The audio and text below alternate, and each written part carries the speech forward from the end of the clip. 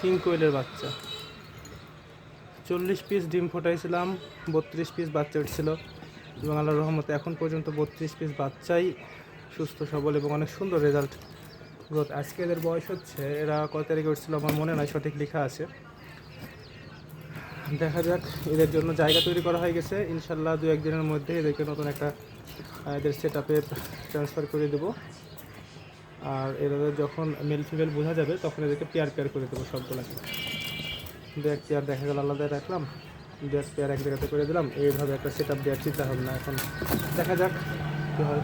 তো এরা অনেক উড়ে, আমি এই যে একটা খাঁচা ঢেকে রেখেছি, তারপরেও এরা অনেক সময় খাবার পানি দিতে যায়, উড়ে চলে আসে। এই যে দেখেন বাচ্চাগুলো আল্লাহর রহমতে অনেক সুন্দর সুস্থ এখন পর্যন্ত হবে।